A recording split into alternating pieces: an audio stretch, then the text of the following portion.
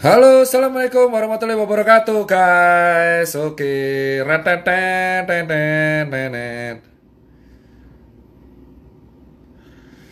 Sekarang saya akan berbicara mengenai beberapa data ya. Bentar, saya print. Jadi gini, guys. Sebelumnya saya pakai kopi sekarang. Ini live kelima. Terima kasih akhirnya saya tadi dapat kabar banyak. Kita review dulu.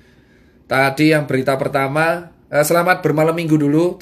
Selamat menonton bola juga buat fans MU, fans Liverpool nanti. Saya juga akan nonton bola, makanya saya majukan live-nya habis maghrib.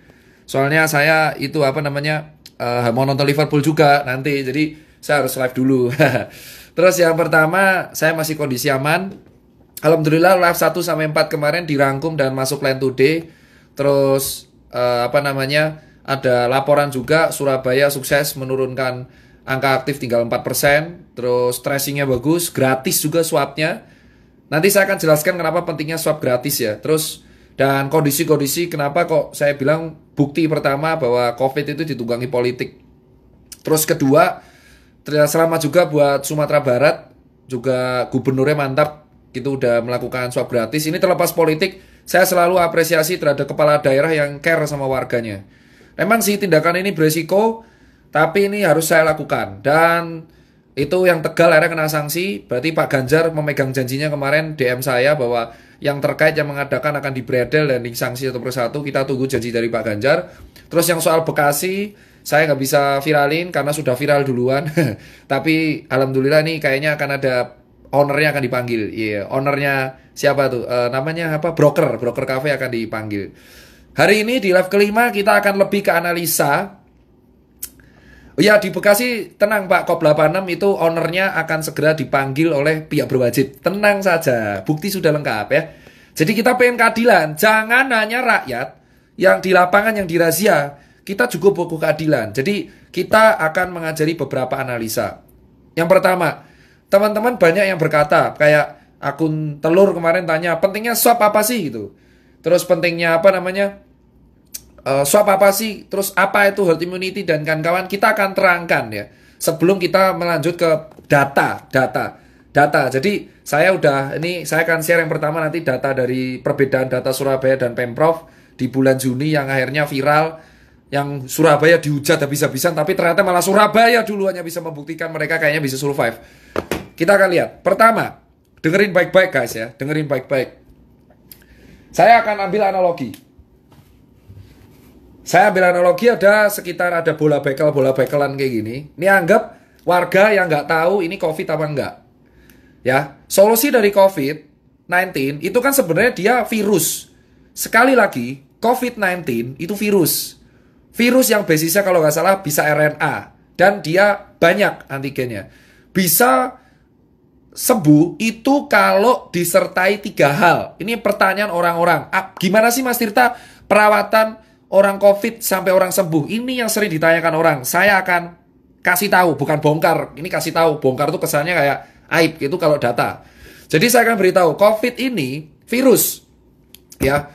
Nanti perumpamannya begini, virus ini masuk, ya, anggap ini tubuh manusia. Virus ini anggap ini virus ya. Ya nggak segede ini juga, tapi anggap ini virus. Nah, virus ini itu tuh nggak ada obatnya. Serius nggak ada obat yang berguna buat COVID. Itu contoh kayak gini. Ini virus. Ini saya terangkan ya. Tolong diperhatikan baik-baik. Jadi kalian tahu cara ngelawannya kayak apa. Biar kalian nggak nganggep kenapa kok statement kayak flu. Jadi kita anggap ini virus. Virus ini basisnya RNA, makanya pakai kode. Kalau influenza yang flu Spanyol itu viral tahun 1900-an, itu H1N1. Yang karena sekarang disebutnya influenza. Kalau disebut flu biasa, flu biasa yang kalian kenal itu dulu 1900 membunuh jutaan orang. Saya ingatkan, flu yang kalian kenal sekarang itu di dulu banget tahun 1900 membunuh jutaan orang. Tapi karena orang dulu gak ada medsos ya gak viral. Nah, ini virus masuk, tubuh kita itu membuat antibodi. Ya, tubuh kita tuh sudah ada antibodi, ada limfosit. Limfosit yang tugasnya itu sama IgE, IG apalah gitu. Pokoknya IgG ya, ada IgG sama IgM. Ya intinya adalah antibodi ini, kalau saya terangin nanti ribet, antibodi ini melawan virus. Ya. Ini virus masuk, antibodi melawan virus. Nah, kalau virus ini menang, kita sakit. Kalah antibodinya, nanti dia ngerusak paru. Parunya jadi pneumonia. Berat. Nah, tapi gejala ringannya itu rata-rata 80% ke COVID itu gejala ringan. Karena rata-rata antibodi manusia cukup kuat untuk melawan virus COVID. Dengerin baik-baik, ya. Nah, oleh karena itu, kalau ada isu obat COVID, itu sejatinya nggak ada, Pak. Obat yang langsung membunuh virus ini itu nggak ada. Karena virus ini sejatinya dibunuh oleh antibodi kita. Nah, obat-obat yang beredar kayak Avigan, hidrokloroquine itu tugasnya meredakan gejala pada paru. Jadi let's say antibodi kita jebol, virus ini masuk ke paru. Parah kan? Nah, akhirnya muncullah si obat-obat ini. Obat kayak Avigan, terus hidrokloroquine itu meringankan gejala pada paru. Paham? Sampai situ. Jadi kalau ada orang klaim mengatakan bahwa obat COVID itu emang nggak ada, bro. Itu meringankan gejala. Jadi kalau kalian tahu orang-orang yang kena COVID yang berat banget di ICU dikasih apa? Ya kalau nggak Avigan, plasma konvalesen, hidrokloroquine untuk meringankan gejala pada paru. Itu yang berat. Ya. Kalau batuk ya dikasih obat pereda batuk. Kalau misalkan dia sesak napas, dikasih pereda sesak napas. Itu dinamakan obat penunjang, bukan obat yang bunuh COVID. Nah, terus berarti Mas Tirta COVID sembuh sendiri. Betul memang. Kalau imunnya kuat, sekali lagi garis bawahi, kalau imunnya kuat, memang dia akan tidak bergejala, tentaranya kuat, kamplengi beres, bro. Masalahnya kita nggak tahu orang Indonesia antibodinya kuat apa enggak, karena nutrisi kita kan rata-rata jelek. Nah, makanya obat penunjang. Paham? Nah, terus Mas Tirta, berarti virus ini kan dikalahkan sama antibodi. Ya, betul, antibodi. Lah, terus berarti cara menghasilkan antibodi yang kuat itu gimana? Ya, cara menghasilkan antibodi yang kuat itu dengan cara nutrisi.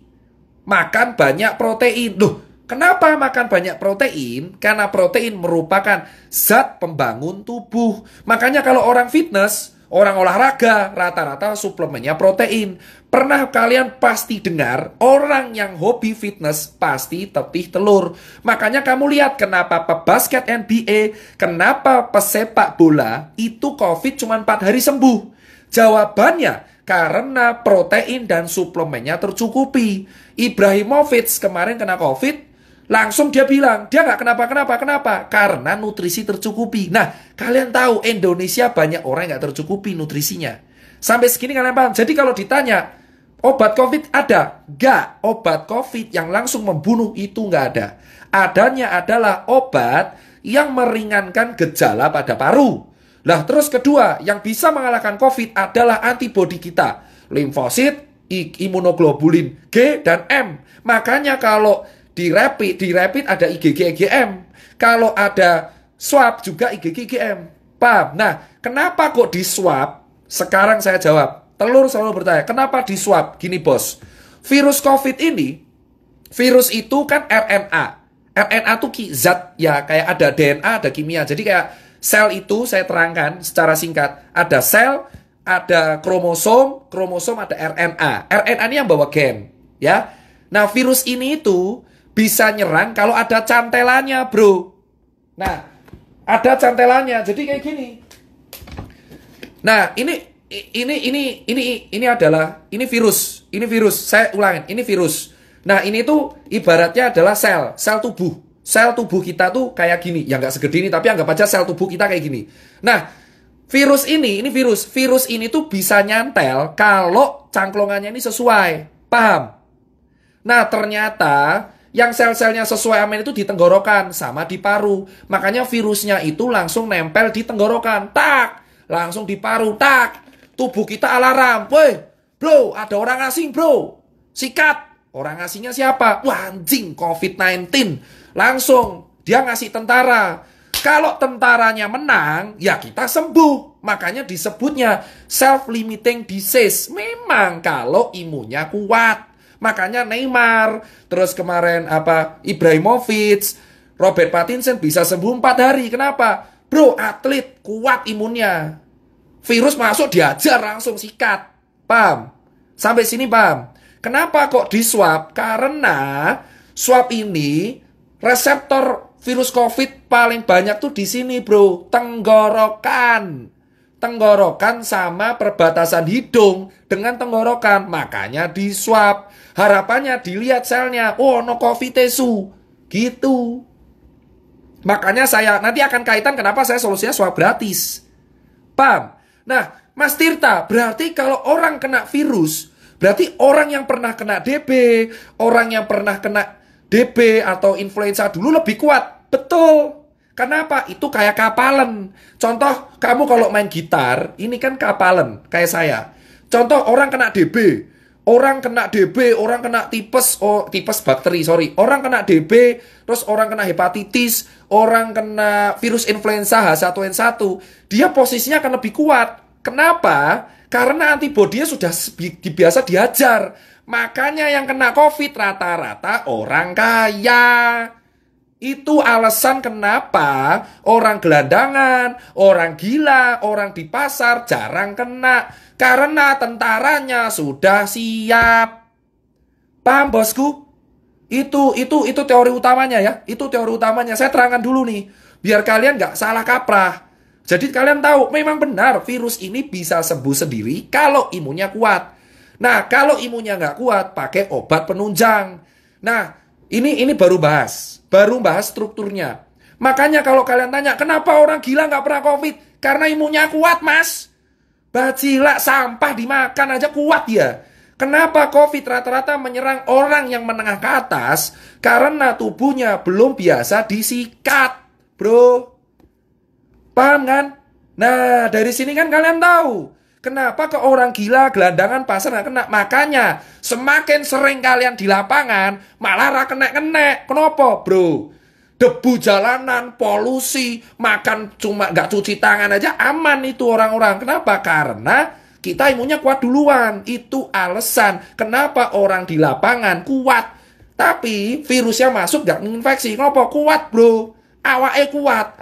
Coba kamu lihat kuli, bangunan. Masuk angin, kerokan, sembuh.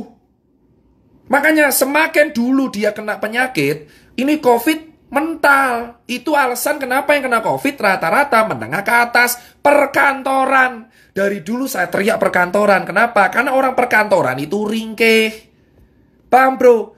Makanya disinilah saya bangga. Alhamdulillah saya pernah gak enak, pernah hidup di jalan, pernah kurang mampu. Di sini saya bilang, orang-orang yang hidup di jalan terbiasa dikeras, itu imunnya lebih kuat, mas. Itu alasan kenapa akun telur bertanya, kenapa orang gila nggak pernah kena, kenapa gelandangan nggak pernah kena, kenapa Jerry nggak kena, kenapa saya nggak kena, karena kita pernah hidup keras, bro. Bersyukurlah kalian yang hidup keras, karena dengan adanya COVID, kalian yang selamat duluan.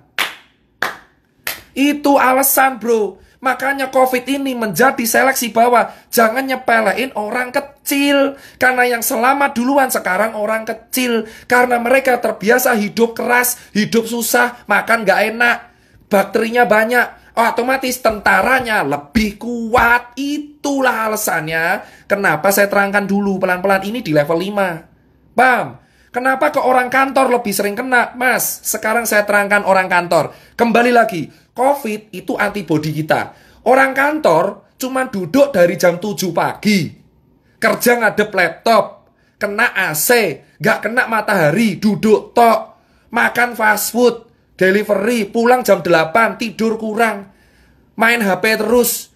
Kena AC, kalau kena COVID tentaranya lemah. Itu alasan klaster perkantoran di Jakarta paling gila. Kenapa DKI paling fatal? Karena orang-orangnya kerja di kantor. Imunnya lemah semua. Nah, terus cara meningkatkan imunnya gimana, Mas Tirta? Makan enak.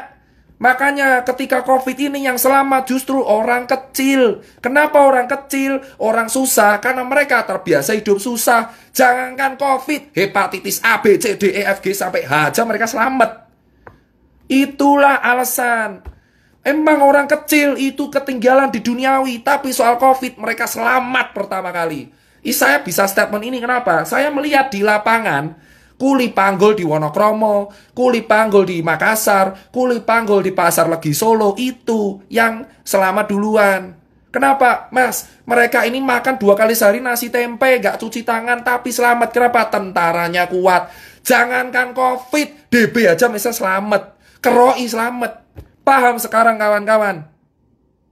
Paham? Lah terus obat COVID apa, Mas? Pasien yang dirawat COVID itu ada 2. Ini adalah jawaban buat kalian semua yang bertanya kepada saya.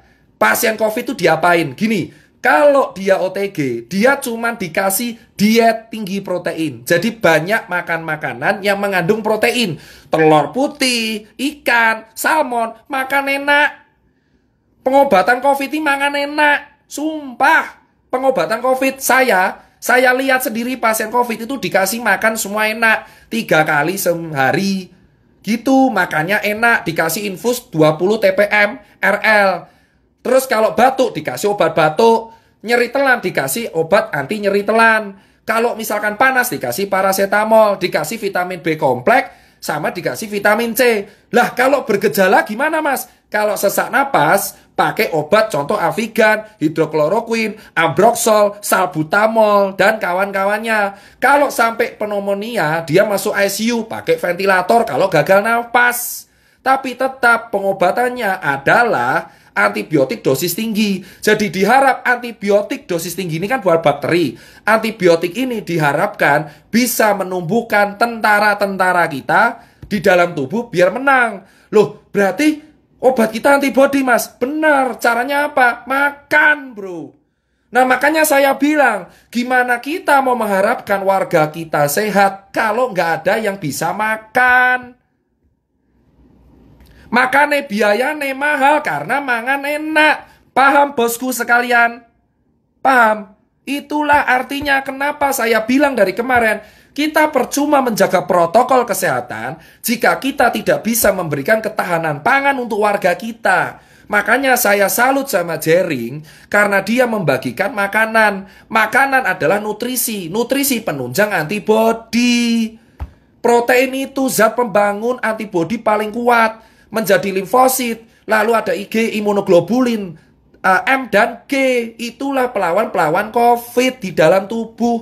Gimana orang mau sehat kalau nggak bisa makan? Kalau kita cuma pakai masker, tapi kita nggak makan, sama aja tetap sakit. Dasarnya udah salah. Itulah yang saya bilang. 3M memang harus dilakukan. Tapi menjamin warga kita bisa makan itu juga penting.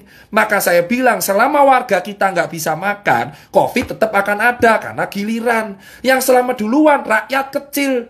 Jika kalian rakyat kecil dari dulu ditindas, di COVID kalian berjaya. Saya jamin orang kecil, orang yang biasa ditindas itu adalah orang yang paling berjaya di COVID. Karena mereka nggak akan pernah ngerasain COVID ini. Kalaupun pernah OTG doang. Kenapa? Imunnya kuat.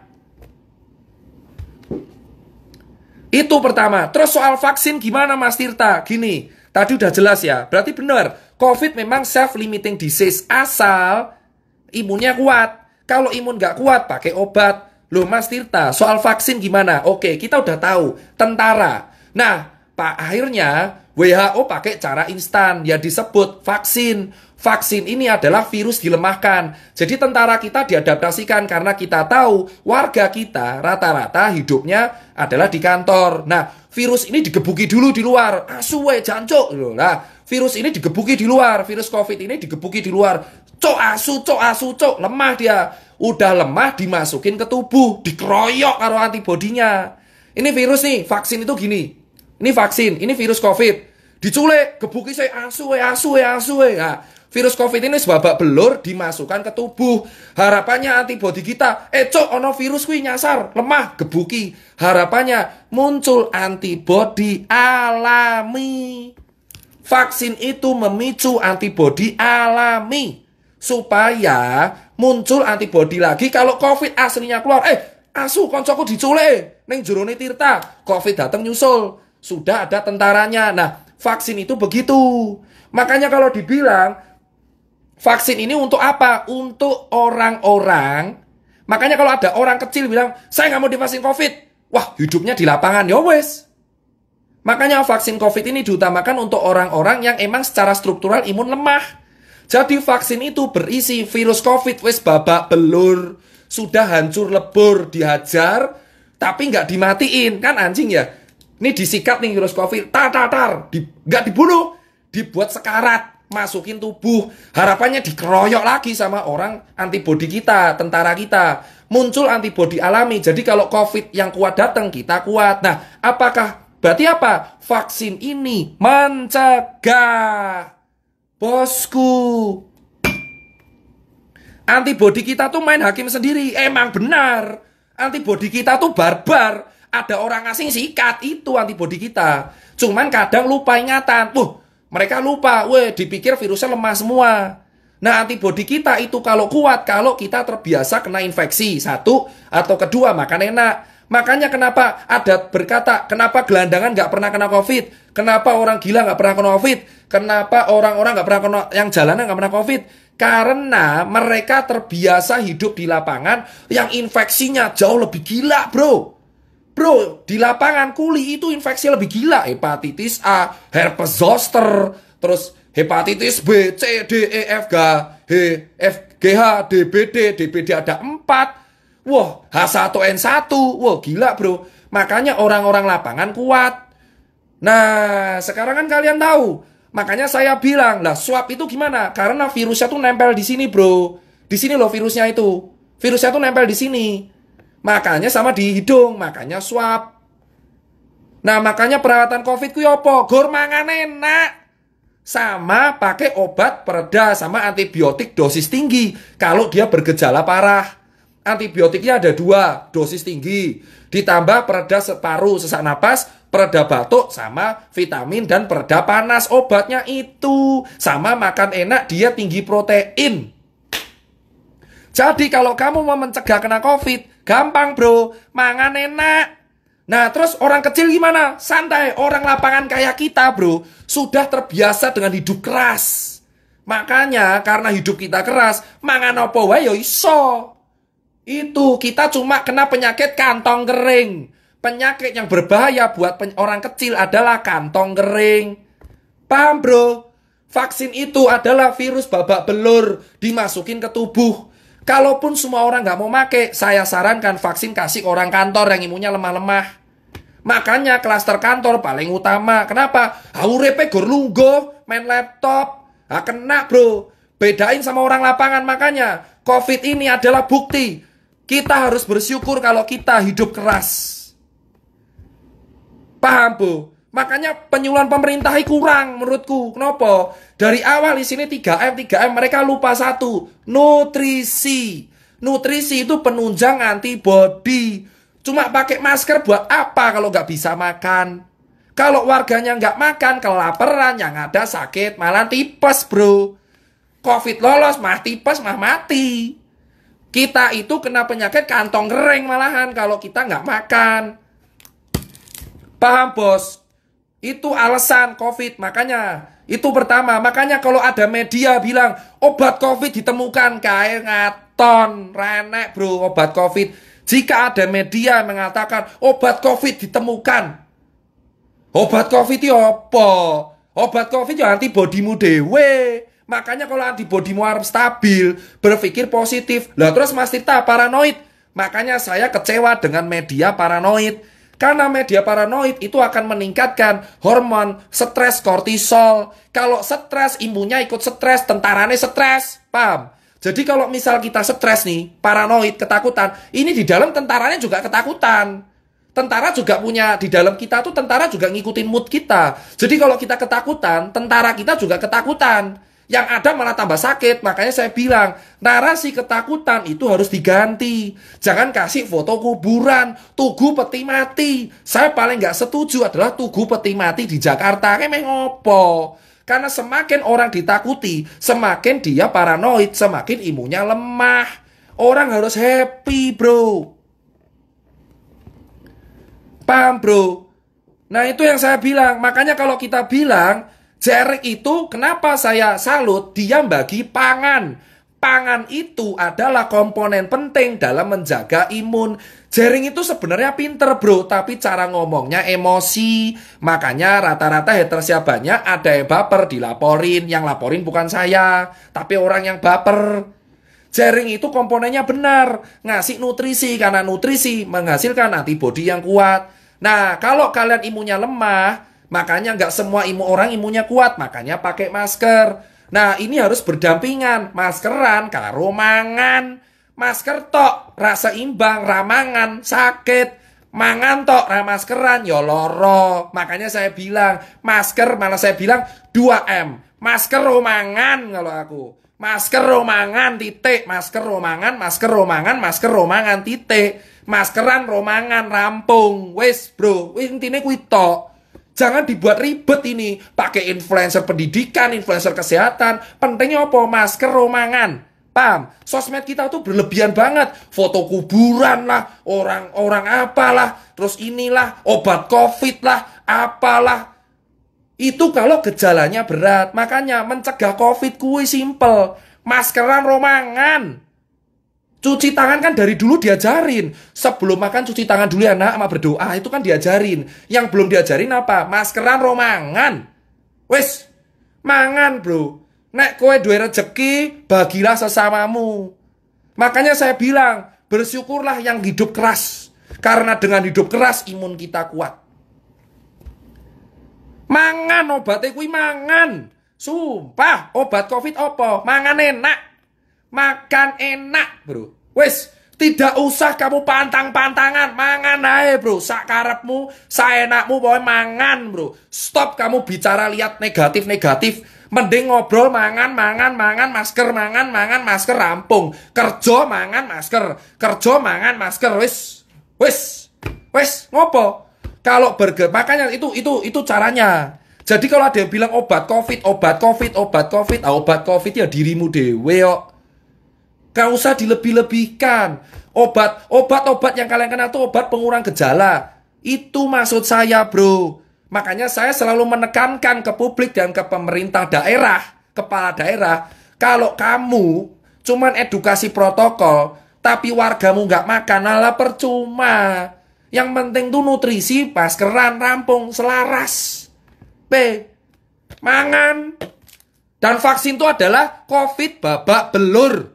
COVID digebuki, lebok ke tubuh, gebuki nek. Jadi antibody. Nek kowe ra gelem vaksin, ya wis penting mangan.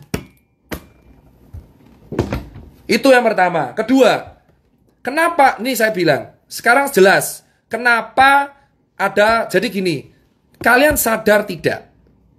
Sebenarnya Indonesia tuh menerapkan herd immunity secara kita nggak sadar.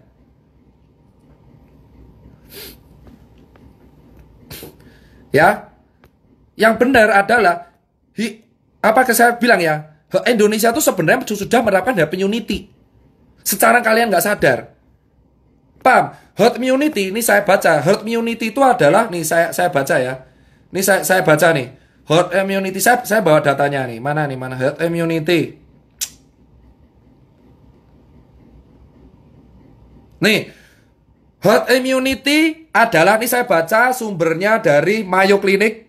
Di Mayo Clinic, saya akan lihatkan. Saya bacakan, herd immunity itu adalah terjadi ketika ada sebuah bagian dari komunitas yang menjadi tahan atau kebal dari sebuah penyakit yang menyebabkan mereka menyebarkan satu persatu. Syarat dari herd immunity ada dua. Pertama, vaksin. Kedua adalah infeksi natural. Nah, makanya saya bilang, jika ada nakes yang mengatakan, kita tuh gak herd immunity. Nah, kalian tuh sadar gak? Kita secara gak langsung sudah menerapkan herd immunity. Saya mendapatkan sumber dari ini web kalau saya dokter ya. Mayo Clinic ORG. Ini adalah kayak website kalau saya dulu kuliah dokter pakai ini semua kalau diskusi. Jadi, herd immunity itu diraih dari dua hal. Satu, vaksin. vaksinasi. Kedua, natural infeksi. Lah terus kalau pemerintah bilang kita tidak herd immunity, lah ini sumber jurnal aja mengatakan bahwa salah satu syarat herd immunity adalah 1 vaksin, 2 infeksi natural. Secara nggak langsung kita ini sudah mengalami infeksi natural. Karena infeksi kita tambahnya ribuan per hari, tidak terkontrol, tapi banyak yang sembuh. Paham maksud saya? Ketika banyak angka positif naik, tapi diiringi angka kesembuhan yang naik, itulah ada salah satu gejala herd immunity. Paham nggak? Jadi secara nggak langsung, kita tuh sudah menerapkan herd immunity. Cuman orang kita tuh malu ngomong.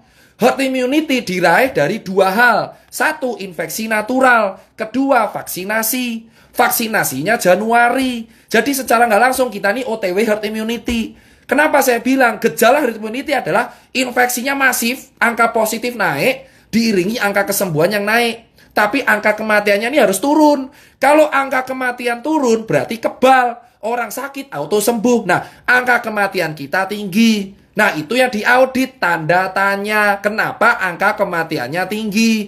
Apakah datanya benar emang matinya tinggi? Atau memang dia komorbid? Atau straight karena COVID? Itu yang dievaluasi, bosku. Kemana aja 7 bulan? Ini 7 bulan kemana aja? Ini 7 bulan. Saya nerangin ke orang awam aja bisa. Kenapa kita malas mengakui kita tuh sudah herd immunity? Gak usah malu-malu. Indonesia ini secara nggak langsung menerapkan herd immunity. Kenapa saya bilang mengatakan seperti itu? Dari Mayo Clinic ORG, salah satu website sumber kalau anak kedokteran belajar, itu dikatakan syarat herd immunity ada 2. Nih saya bilang, saya lihat sendiri. Pertama, nih vaksinasi. How is herd immunity? Nih Mayo Clinic ORG. Vaksinasi. A vaccine for the virus cause COVID-19 will be ideal approach to having herd immunity. Kedua, natural infeksi. For example, semua yang ini saya terjemahkan. For example, semua yang selamat dari flu influenza H1N1 akhirnya 2009-2010 itu jadi flu babi. Nah, orang yang kena flu influenza lebih tebal. Makanya saya bilang, orang yang pernah kena flu zaman dulu, influenza, flu aneh-aneh, kena COVID jadi agak kebal. Itu namanya kekebalan antibodi alami. Makanya ada yang bilang kalau kena DB, kena flu, kena COVID lebih kebal. Itu bro. Kenapa malu buat ngomong sih? Apakah harus butuh ahli buat ngomong? Saya aja bisa ngomong. Nah, secara nggak langsung kita ini OTW herd immunity. Paham bos? Karena apa? Kita dibiarkan kena infeksi, cuman pakai masker sama makan. Makanya solusinya adalah persiapkan diri. Kalau ada yang tanya, kita ini OTW herd immunity. Jadi kita ini OTW makan maskeran sambil nunggu vaksin. Kalau mau, kalau enggak ya udah, yang penting hidup keras bro. Olahraga. Jangan malas gerak, olahraga bro. Olahraga. Makanya saya bilang olahraga makan di lapangan. Salut buat kuli bangunan karena mereka olahraga. Makanya penyakit kita ini kantong kering malahan. Kantong kering jadi sakit. Orang tuh malas ngaku. Bukti kita OTW immunity adalah positif naik, sembuh naik. Coba cek di semua data. Positifnya ini saya lihat ya. Saya cek data. Saya cek data bentar. Mana nih? Makanya kan kita lihat ya, di Pandemic Talk positif naik, sembuh naik. Itu contoh herd immunity, tapi kematiannya tinggi. Nah, karena kematian tinggi, herd immunity gagal. It means kita mati bro, mati massal. Gila. Paham nggak? Jadi herd immunity itu syaratnya positif naik, ya.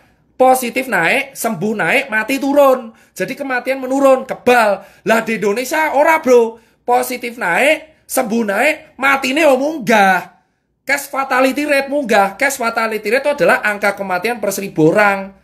Nah berarti kalau angka kematian munggah, bahaya mati massal bro. Nah ini yang harus kita pecahkan. Kenapa kok banyak yang meninggal? Ini yang diaudit. Jangan salahin rakyatnya. Kenapa kok banyak meninggal? Padahal nakes juga berusaha maksimal. Ini yang harusnya diaudit oleh pemerintah pusat. Paham? Harusnya pemerintah pusat ini tanya, kok nakes banyak yang meninggal ya? Kok wargaku banyak yang meninggal ya? Ini kenapa? Apakah komorbid? Apakah datanya benar? Apakah sudah diautopsi? Apakah karena ada gejala pemberat? Apakah karena kelelahan? Itu yang harus diaudit. Namanya audit mortalitas. Audit kematian. Herd immunity terjadi, ini saya lanjutkan ya, ulang. Herd immunity terjadi kalau angka positif naik, sembuhnya tinggi, matinya turun. Kalau matinya juga naik, ini bahaya. Namanya danger alert, bro. Artinya mati massal, bro. Bajila, kan mumet. Nah, ini yang diaudit. Dari kematian yang tinggi ini dicek. Yang mati orang mana? Orang mana karena apa? Nakes apa enggak? Makanya saya setuju telur di sini bahwa harus kematian ini diaudit. Apakah kematian ini benar karena COVID atau karena komorbid yang endingnya COVID? Ini harus dicek. Kenapa? Ini namanya audit mortalitas. Makanya saya setuju telur di situ bahwa semua yang mati ini dicek. Kok bisa angka kematian tinggi? Kok bisa sih nakes matinya tinggi? Ini dicek. Apakah karena APD yang nggak lengkap? Apa karena beban kerja? Apa nutrisi yang kurang? Apa karena kelelahan? Apa karena SOP yang salah? Ini dicek. Jangan sampai rakyat kita mati sia-sia. Ini kan simpel caranya sebenarnya. Paham, bos? Solusinya apa? Oh, mangan. Makan, jangan lupa makan. Yang penting nasi, tempe, apa-apa. Penting mangan. Makanya saya paling takut kalau warga nggak bisa makan. Kalau warga nggak bisa makan, bukan hanya COVID, yang ada tipes, bro.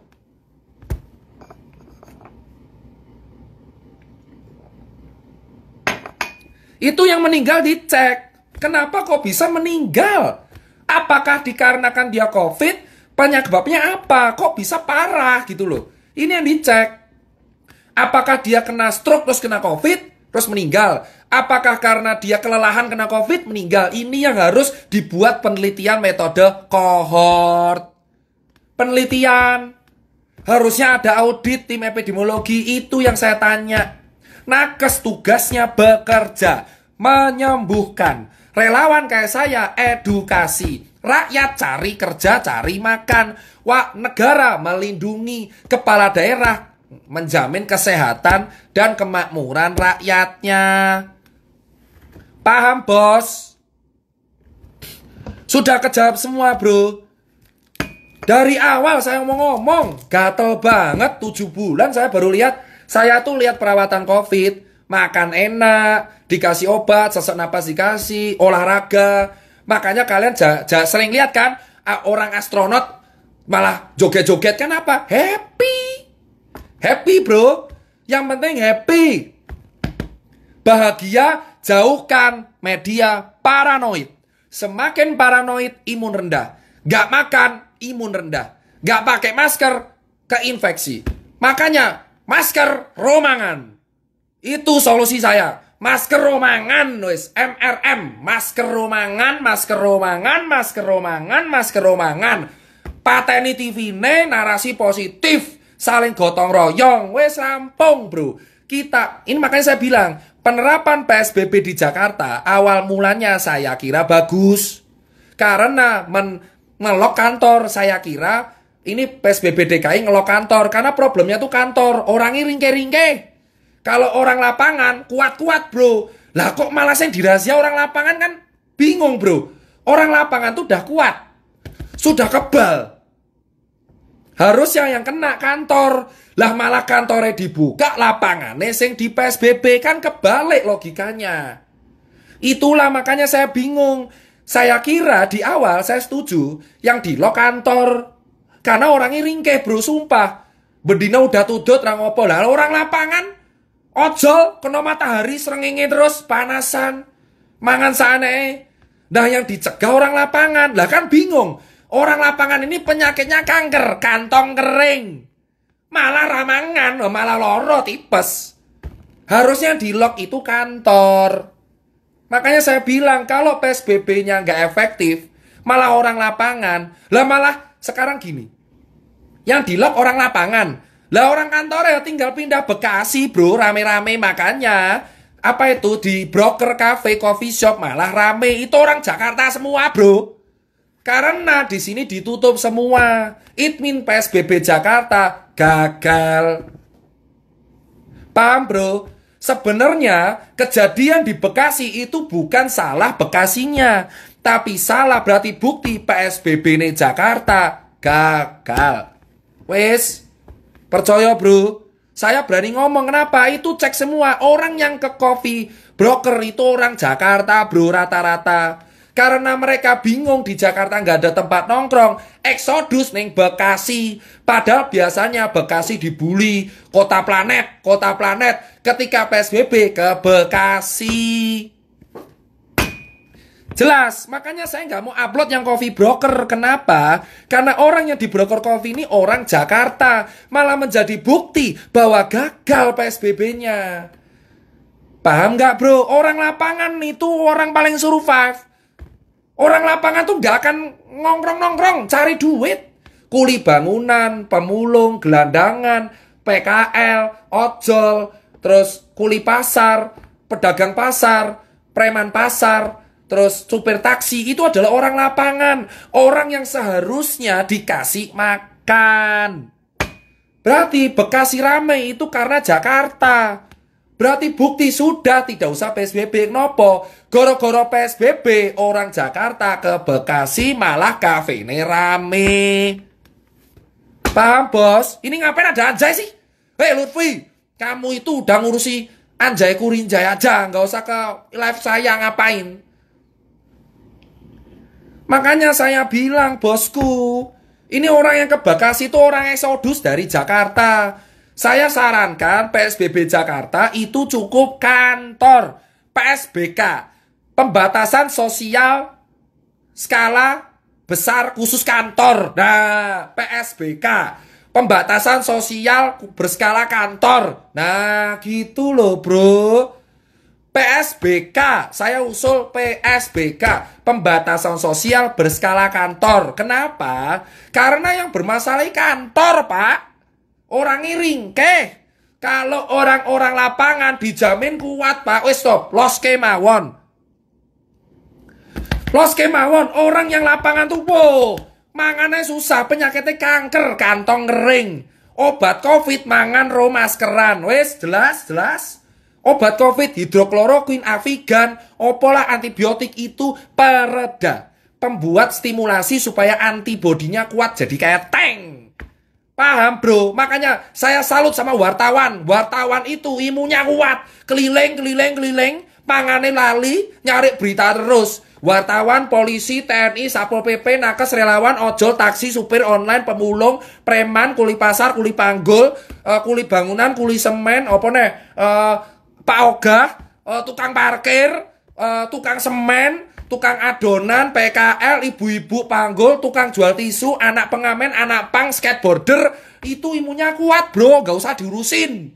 Kuat, mantap. Sing bener PSBK, pembatasan sosial berskala kantor.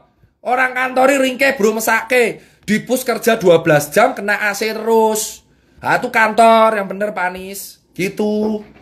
Itu saya suruh, saya kan relawan DKI tolong ya. Nah, karena PSBB-nya gagal, makanya orang Jakarta ke Bekasi nongkrongnya di broker coffee shop karena ada akustik. Lah berarti salah siapa? Salah Bekasi? Ya enggak, Bekasi emang nggak ada PSBB. Sebelum ada PSBB Jakarta, PSBB Bekasi coffee broker ya rame biasa wae. Coffee broker itu sebelum ada PSBB Jakarta tuh biasa aja, nggak rame-rame banget. Begitu Jakarta PSBB, orang Jakarta ke Bekasi. Makanya saya bilang ini itu bukti bahwa PSBB efektif. Wes, jadikan PSBK, pembatasan sosial berskala kantor. Orang lapangan gak usah diurusi, ben golek mangan, penting maskeran. Masker dan makan adalah solusi hidup melawan COVID. Nutrisi dan masker, nutrisi, masker. Jelas? Vaksin, virus COVID, babak belur. Obat COVID, meredakan gejala. Sudah, mau tanya apa lagi? Sekarang saya akan bahas data. Ini paling penting. Jadi dulu, kenapa saya tertarik bahas Surabaya? Surabaya dulu dihujat, dianggap sebagai Black Zone. Bahkan ada kata-kata yang mengatakan Surabaya tingkat kepatuhannya rendah. Nah, sekarang saya bongkar. Saya tanya dari staf Pemkot, langsung. Saya sudah izin, boleh. Nih, saya lihatkan. Namanya siapa nih tadi? Anjing, lupa cuk namanya. Tito. Nih, Mas Tirta, saya staf Pemkot Surabaya. Jadi awal mula gini, bro. Nah, jadi awal mula itu ada penelitian. Penelitian yang dilakukan, ini ceritanya nih, saya lihat ya. Inilah karena COVID ditunggangi politik. Bukti pertama. Jadi pada tanggal berapa nih? Tanggal Mei. Nih ya, ini saya lihatkan ya, tapi jangan kaget. Saya akan terangkan dulu. Jadi di bulan Mei, Surabaya Pemkotnya melakukan penelitian bersama dengan Persakmi dan IKA FKM Unair. Dilakukan dalam 2 tahap, Mas Tirta. Semua tahap dilakukan selama PSBB jilid 1 dan 2 pada bulan Mei. Nah, hasil penelitian oleh saya, Persakmi dan IKA FKM Unair ini oleh Pemprov Jatim diubah menjadi bulan Juni. Lah, ini saya nggak bohong, ini data, bro. Saya tanya, ngapain Pemprov Jatim ubah-ubah data?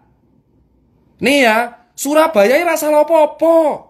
Dari awal mereka berjuang sendirian. Bu Risma itu jabatan sudah terakhir. Bentar lagi sudah nggak jabat. Wes sepuh.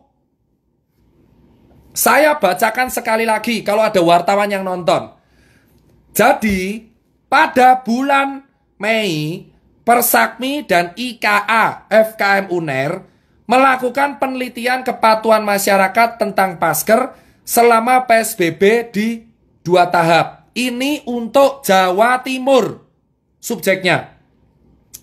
Nah, namun oleh Pemprov datanya ini diubah menjadi penelitian bulan Juni. Padahal ini dilakukan sebelum PSBB, yaitu Mei.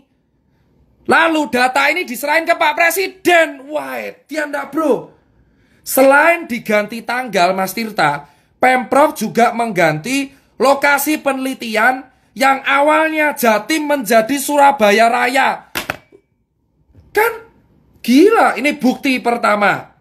Nih ya, nih, saya lihatkan. Nih datanya. Ini, lihat nih. Ini data dari Pemprov, data dari Pemkot. Ini yang bawah adalah data Pemkot yang asli. Distribusi kepatuhan masyarakat Jawa Timur 19 Mei. Buruk memang, Mei. Lalu di bulan Juni, loh, datanya sama tapi ubah tanggal, lokasinya beda. Terus diserahin ke Pak Presiden. Pak Presiden marah ke Bu Risma. Ini awal mulanya Surabaya dihujat. Edan nggak, bro? Pak Jokowi itu nggak tahu apa-apa loh. Pak Jokowi itu nggak tahu apa-apa, cuma datang mau survei. Kenapa dikasih data yang seperti itu? Ini yang saya tanyakan. Ayo Pemprov Jatim, klarifikasi. Ini data saya dapatkan dari saudara Tito Adam, staf Pemkot, Humas Pemkot Surabaya. Bu Risma memilih untuk diam. Bu Risma memilih untuk mengakhiri drama tersebut. Bu Risma dibully se-Indonesia dan akhirnya menggunakan anggarannya sendiri untuk menggunakan swab gratis, bro. Gila nggak, bro?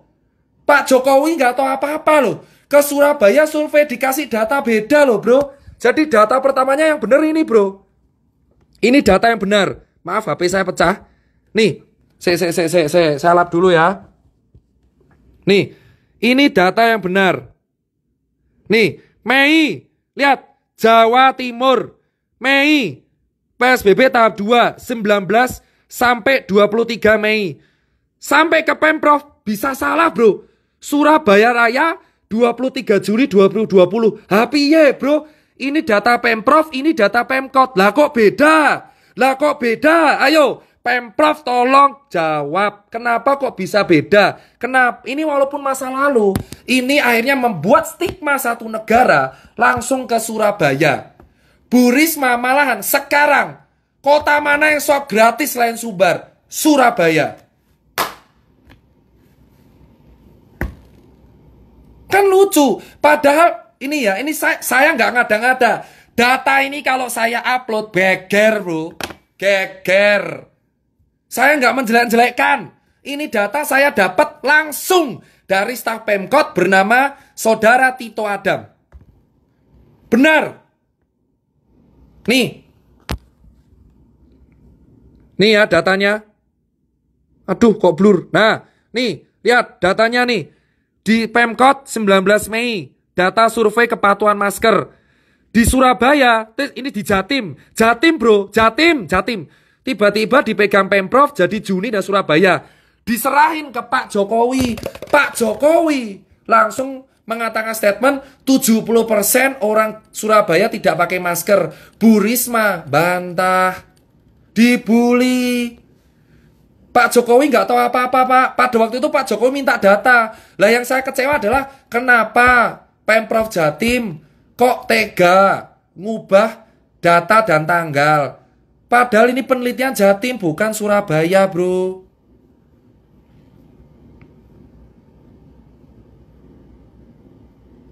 Nih saya tanya lagi. Mas Tirta, untuk kasus aktif tanggal 25 Juni Jatim menyumbang 22% kasus aktif nasional. Sementara Surabaya tanggal 25 menyumbang 45% kasus aktif Jatim. Terbaru sekarang Surabaya turun 35%. Sekarang kasus aktif di Surabaya cuma 4%. Sekarang kita bongkar anggarannya. Ini adalah anggaran COVID per daerah. Per daerah. Kita lihat per daerah. Ini foto anak saya. Mana tadi? Salah. Sebentar ya. Nih. Kita lihat anggaran per daerah. Nih, anggaran Kementerian Dalam Negeri, berita saya sambung dari anggaran Kementerian Dalam Negeri dari M-Business mencatat bahwa Provinsi DKI Jakarta merupakan daerah yang paling besar mengalokasikan anggarannya untuk penanganan wabah virus COVID jenis baru senilai 10 triliun. 10 triliun DKI bro. Urutan kedua adalah Pemda Jawa Barat 8 triliun. Oh my god. Lalu Jawa Timur 2 triliun. Jawa Tengah 2 triliun. Jogja cuma ratusan miliar. Sumbar kemana Sumbar? Gak ada bro. Terus kita lihat anggaran penanganan COVID Surabaya tuh 800 miliar tok pak. Dan Bu Risma sanggup membuat swab gratis untuk warganya. Sekarang kalian cek, anggaran terbesar COVID ada di Jakarta, 10 triliun. 10 triliun, nomor 2 Jabar, nomor 3 Jatim. Terus dari 2 triliun, Surabaya mendapatkan 800 miliar. Dan Bu Risma sanggup mengalokasikan untuk swab gratis. Gimana Sumatera Barat? Sumatera Barat. Mana Sumatera Barat? Duh. Ya, saya lupa capture. Terus kita lihat gimana kalau DIY? DIY 240 miliar, tapi Covid-nya sekarang kita lihat ya, Jakarta 10 triliun. Oh my god, 10 triliun duit KB bro, nolnya rolas. Swab gratis dong, Pak Anies. 10 triliun. Jawa Barat. Jawa Barat 8 triliun.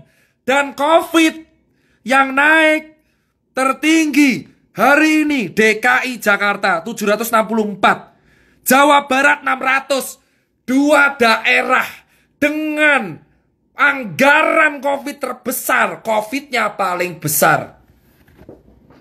Wes, tak bongkar, wes. Semoga besok saya masih hidup.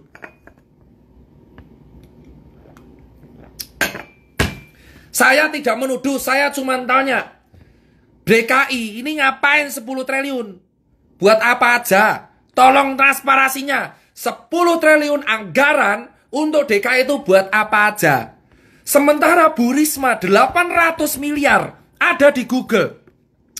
Ada di Google. Anggaran penanganan COVID-19 Kota Surabaya 819 miliar itu untuk swab gratis. Bisa, bos. Bisa. Wes, emosi lah we bro. 800 miliar iso swab gratis. DIY cuma 246 miliar. COVID-nya hari ini tambah 40.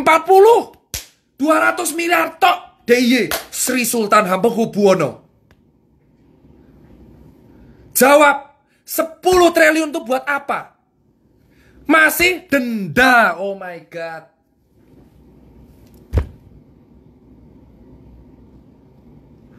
Mau nangis saya kalau lihat itu bro. Ini duit rakyat. Saya mau nangis bro kalau baca ini. Aku tuh mau nangisnya adalah Bu Risma itu aku ketemu bro di bulan Juni. Usia 70-an tahun. Dia tuh ngantor di halaman balai kota bro. Dihujat satu Indonesia loh. Kenapa saya sampai mau nangis adalah saya tuh datang ke Surabaya, kondisi Surabaya tuh dihujat orang banyak. Dan Bu Risma tuh ngantor di depan balai kota, panas-panasan bro. Umur 72 tahun pak. Dan digoreng satu negara, diperolok. Sekarang swab gratis untuk rakyatnya. Kasus aktif 4% doang. Data diganti sama Pemprov. Di hadapan, bener-bener bro, 1 tahun jabatan terakhir dia mau ngapain lagi? Apa kamu gak terenyuh lihat ibu-ibu sudah tua bisa berjuang demi rakyatnya bos? 800 miliar bisa buat swab gratis. Di Yogyakarta anggaran Sri Sultan aja cuma 246 miliar. Tapi COVID-nya sehari 40 doang. Gak pakai drama PSBB bro. Jakarta 10 triliun pak. Ini buktinya. Nih, baca sendiri. Saya nggak hoax. Ini dari berita Bisniscom. 10,64 triliun. Nomor 2 Jawa Barat. Nomor 3 kita lihat Jawa Timur 2,4 triliun. Jawa Tengah 2,1 triliun. Aceh 1,17 triliun. Pemda yang paling banyak Kota Makassar 700 miliar. Jember 400 miliar. Bogor 300 miliar. Bengkalis 365 miliar. Tangerang 340 miliar. Pak Jokowi sudah ngasih duit ke daerah masing-masing. Lewat dalam negeri. Sedih gak bro? Itu uang rakyat. Makanya saya bilang swab gratis untuk rakyat. Supaya kita tahu siapa yang ringkih. Supaya yang ringkih bisa dirawat dengan baik, dikasih makan. Apa kamu gak sakit hati bro? Lihat orang tua, lihat Sumbar aja bisa swab gratis. Sumatera Barat bisa swab gratis. Surabaya bisa swab gratis. Jogja bisa stabil. DKI 10 triliun. COVID masih tertinggi se-Indonesia. Kalian bisa nilai. Ada di media. Dan masih ada denda masker. Saya mungkin setelah share kayak gini akan diserang buzzer semua. Ikhlas, lillahi ta'ala. Tapi saya membongkar data ini biar kalian membaca. Daerah mana yang efektif menangani COVID. Kepala daerah yang sanggup mengatasi COVID di daerahnya itu adalah kepala daerah yang luar biasa. Shout out buat Gubernur Sumbar, Sri Sultan, dan jelas Bu Risma. Angkat topi buat Anda semua yang rela menghabiskan uang sendiri untuk rakyat. Saya orang lapangan.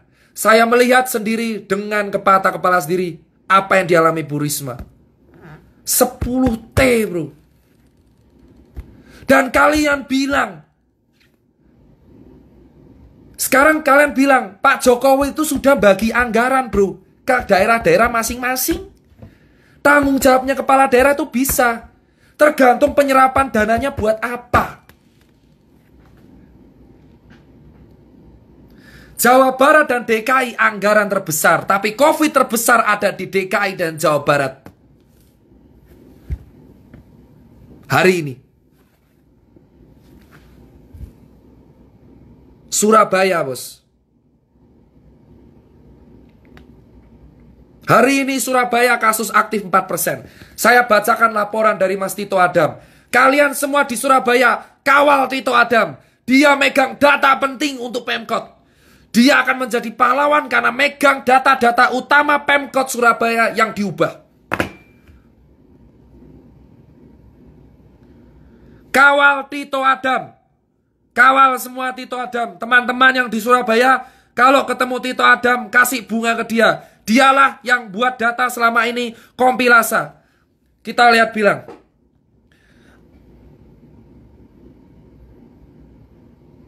Nih, Mas Tirta, dulu Surabaya susah mau tes Mas Tirta. Sekarang enak Mas. Tes gratis. Orang mau cangkruk aman, tinggal tes gratis. Ponpes, pondok pesantren, tes gratis. Surabaya mengamati klaster baru.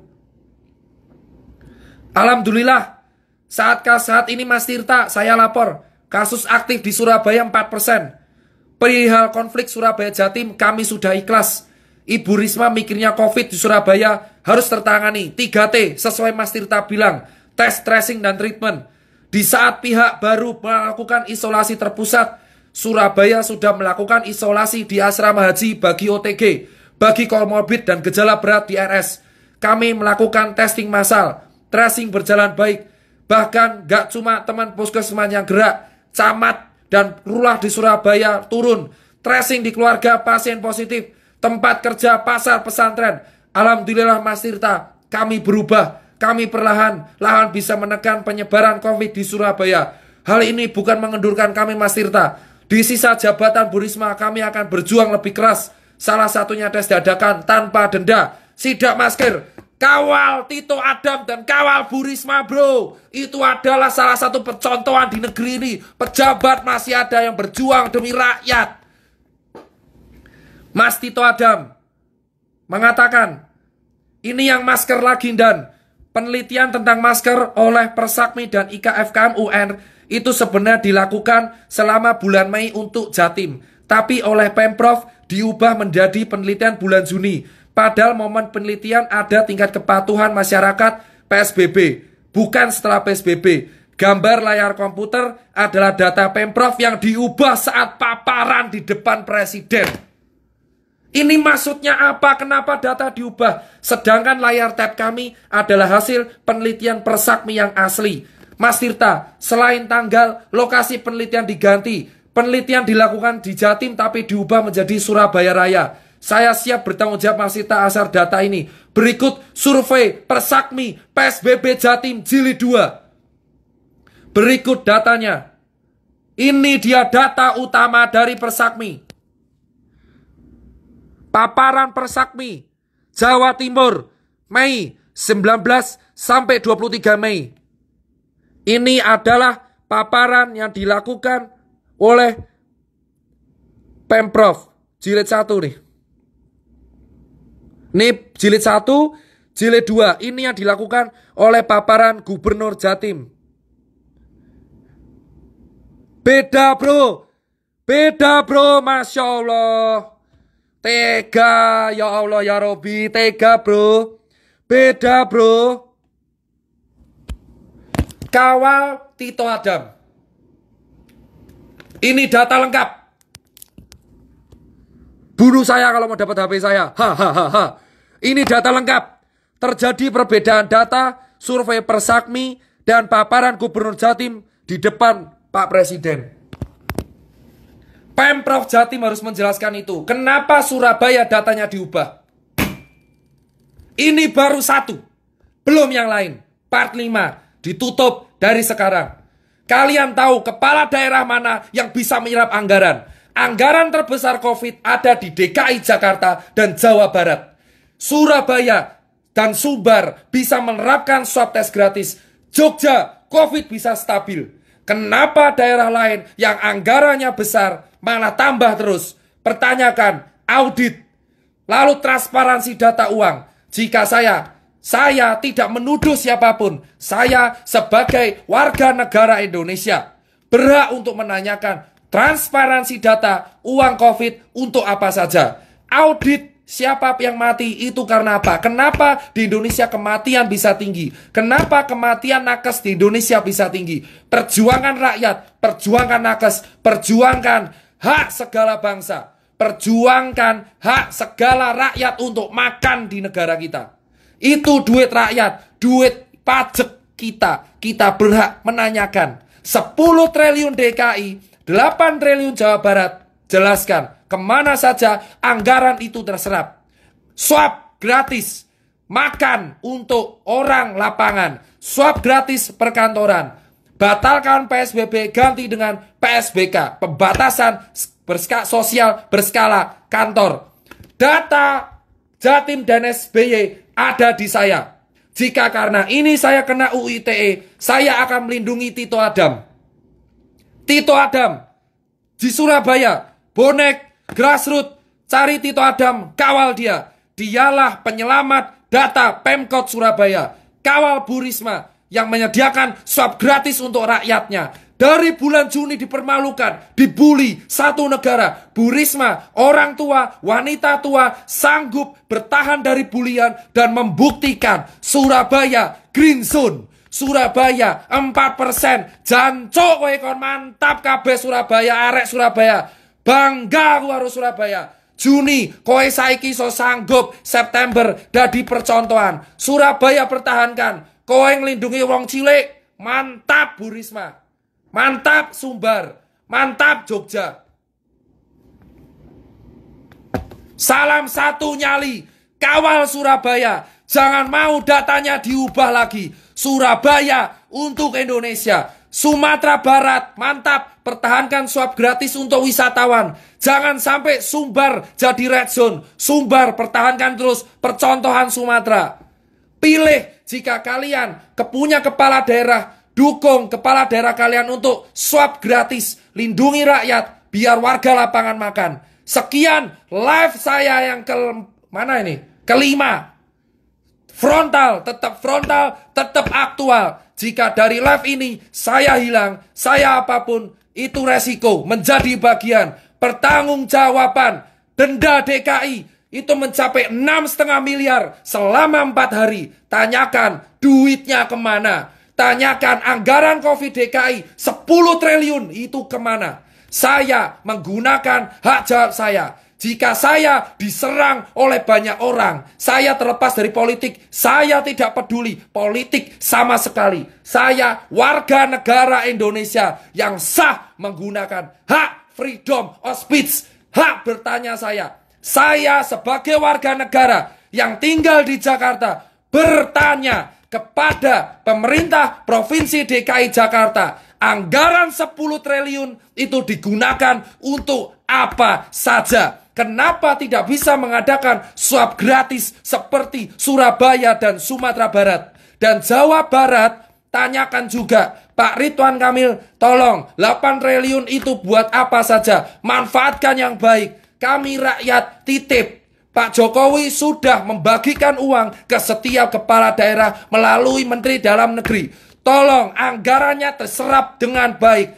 Kawal Tito Adam, kawal Surabaya. Saya nggak butuh dikawal. Tirta hilang akan muncul Tirta yang lain. Tirta mati akan muncul Tirta yang lain. Tirta mati akan muncul tirta yang lain. Tirta tenggelam, tirta dibungkam, akan muncul tirta yang lain. Salam data part 5. Lebih seram di data part 6. Ini bukti saya di handphone saya semua. Foto anak saya menjadi bukti. Ya. Sekian dan terima kasih.